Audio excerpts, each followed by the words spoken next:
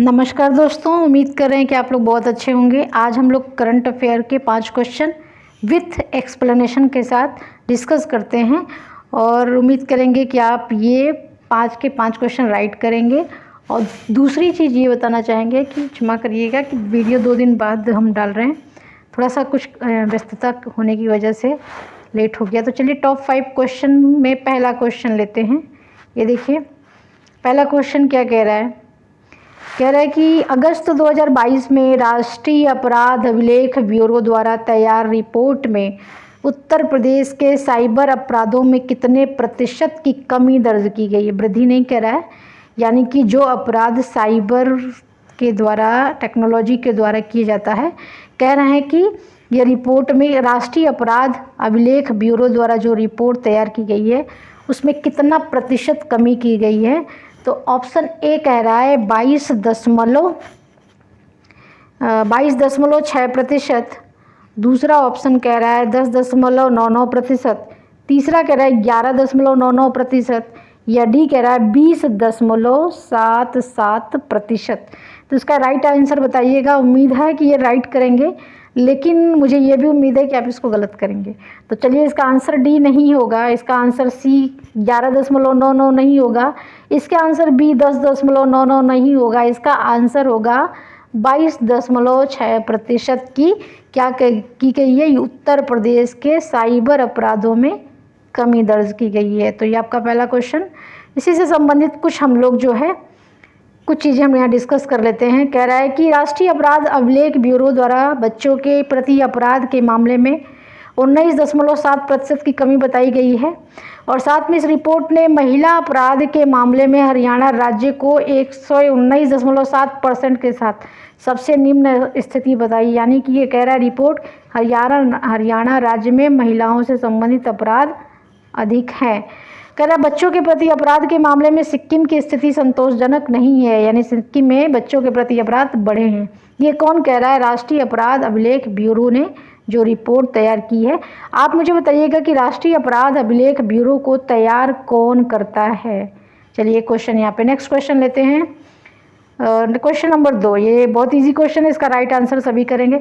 हाल ही में tomato fever चर्चा में था, यह एक रोग है बैक्टीरिया जनित, बी विषाणु जनित, सी कवक जनित, या डी उपरोक्त में से कोई नहीं। टोमेटो फीवर में क्या होता है कि बॉडी पे छोटे छोटे सफ़ेद सफ़ेद चकत्ते जैसे हो जाते हैं, तो उसको टोमेटो फीवर कहते हैं। तो इसका आंसर जो है डी तो नहीं होगा, सी भी नहीं होगा, बी इसमें बी जो है। आप मुझे बताइए कि क्या वायरस जनित है कि विषाणु जनित है कि बैक्टीरिया जनित। तो ए बैक्टीरिया नहीं होगा, इसका वायरस जनित या विषाणु जनित, इसका राइट आंसर बी होगा। और एक कह रहा है इस रोग से संबंधित कुछ बातें यहाँ पे हम चर्चा कर लेते हैं।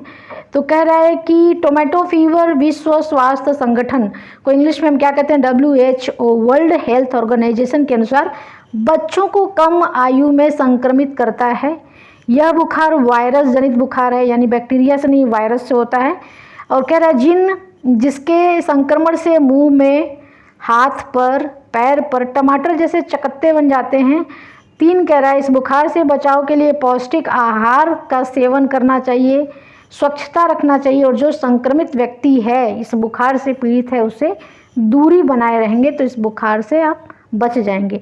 यानी अगर हम इसका राइट आंसर पे जाते हैं तो इसका राइट आंसर होगा बी विषाणु जनित, इसका राइट आंसर है। चलिए 3 नंबर क्वेश्चन, ये बहुत इंपॉर्टेंट क्वेश्चन, इसका तो आंसर आप देख के ही बता देंगे।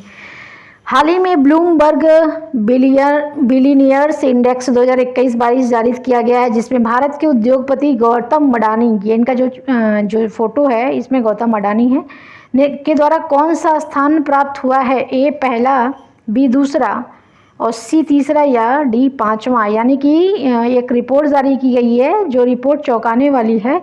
इस वजह से इसमें जो है उद्योगपति गौतम अडानी ने बहुत बढ़िया स्थान विश्व में प्राप्त किया है। तो ए पहला तो नहीं होगा, बी दूसरा नहीं होगा, डी पांचवा नहीं होगा, इसका राइट आंसर होगा तीसरा स्थान प्राप्त हुआ है किसको, गौतम अडानी को। गौतम अडानी किस किस क्षेत्र में काम करते हैं बताइएगा, भारत के बहुत बड़े उद्योगपति हैं। चलिए, ब्लूमबर्ग बिलियनियर्स इंडेक्स 2022 द्वारा 251 अरब डॉलर के साथ टेस्ला कंपनी के एलन मस्क को पहले स्थान पे रखा गया, यानी कि गौतम अडानी पहले स्थान पे नहीं है। अमेजन के जेफ बेजोस 153 अरब डॉलर के साथ दूसरे स्थान पे हैं। ओके। भारत के गौतम अडानी 137 अरब डॉलर संपत्ति के साथ तीसरे स्थान पे हैं, यानी तीसरा स्थान किसका है? गौतम अडानी। गौतम अडानी का संबंध भारत के किस राज्य से है? यहाँ पे बताइएगा मुझे। कह रहा है कि भारत के गौतम अडानी पहले भारतीय बन गए हैं जिन्होंने इस सूची में फ्रांस के कारोबारी, याद रखिएगा यहाँ से भी आंसर पूछेगा, बर्नार्ड अर्नाल्ड को पछाड़कर तीसरा स्थान प्राप्त किया है। यानी कि इसके पहले जो तीसरा स्थान प्राप्त करने वाले थे वो फ्रांस के कारोबारी थे, उनका नाम क्या था? Bernard Arnault. उनको पिछाड़कर तीसरा स्थान प्राप्त किया। ऐसा करने वाले वो भारत के पहले भारतीय हैं। इसी के साथ गौतम अडानी एशिया के सबसे अमीर व्यक्तियों में शामिल कर दिया गया। अब आप मुझे बताइएगा कि रिलायंस के जो मुखिया हैं मुकेश अंबानी एशिया में किस नंबर के उद्योगपति हैं, सबसे अमीर व्यक्ति हैं? तो विश्व के तीसरे धनी कौन है? गौतम अडानी हैं।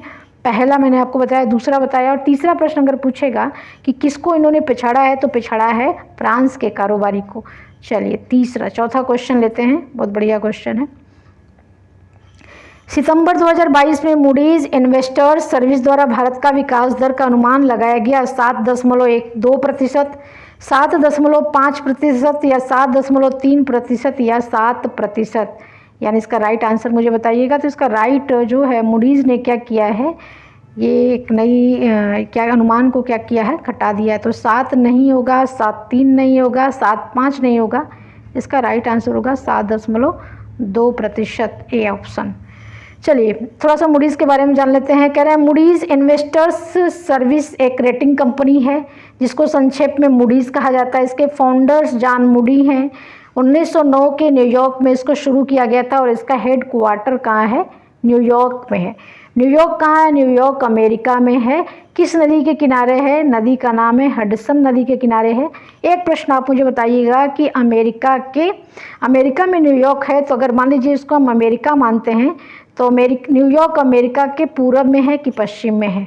मैंने आपको ये आंसर क्वेश्चन आया हुआ था कि न्यूयॉर्क किस नदी के किनारे है, तो हडसन नदी के किनारे है। आज का लास्ट क्वेश्चन, सितंबर 2022 में डिजिटल भुगतान के मामले में विश्व का कौन सा देश क्रमशः प्रथम, द्वितीय और तृतीय स्थान पर है?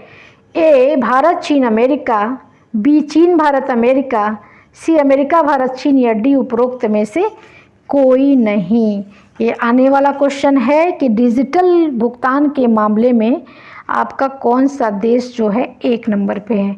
तो चलिए अभी हाल ही में हम लोग जो है भारत जो है डिजिटल भुगतान के मामले में 1 नंबर पे आया है। इसके बाद चाइना गया है, इसके बाद अमेरिका गया है। तो इसका आंसर ए होगा भारत चीन अमेरिका। बी इसका नहीं होगा, सी नहीं होगा, डी नहीं होगा। थोड़ा सा इसके बारे में जानकारी प्राप्त कर लेते हैं। डिजिटल भारत की शुरुआत की गई थी जुलाई 2015 में माननीय प्रधानमंत्री नरेंद्र मोदी जी के निर्देश में किया गया। यह कार्यक्रम इलेक्ट्रॉनिक और सूचना प्रौद्योगिकी मंत्रालय भारत सरकार द्वारा शुरू किया गया है। डिजिटल शब्द की उत्पत्ति 15वीं शताब्दी के अंत में लैटिन भाषा के शब्द डिजिटस से हुई है। एक चीज़ मुझे और बता दीजिएगा कि यहाँ पे इलेक्ट्रॉनिक और सूचना प्रौद्योगिकी राज्य मंत्री का नाम क्या है? इलेक्ट्रॉनिक और सूचना प्रौद्योगिकी राज्य मंत्री का नाम क्या है? तो ये अभी रिपोर्ट आई है। आज का 5 क्वेश्चन हम लोगों ने देखा है, उससे संबंधित कुछ फैक्ट्स देखे हैं। चलिए तो आज जो है विदा लेते हैं, अपना ध्यान रखिएगा। Thank you. और अगर आपको अच्छा लगे तो प्लीज़ लाइक करिएगा, शेयर करिएगा और सब्सक्राइब करिएगा चैनल को। और आगे जितने भी एग्ज़ाम आपके होंगे, बीपीएससी होगा, यूपीपीएससी 2023 का होने वाला है, तो बहुत सारे एग्ज़ाम में यहाँ से क्वेश्चन मिलेंगे। अपना ध्यान रखिएगा। फिर मिलते हैं नए क्वेश्चन के साथ। थैंक यू, नमस्कार।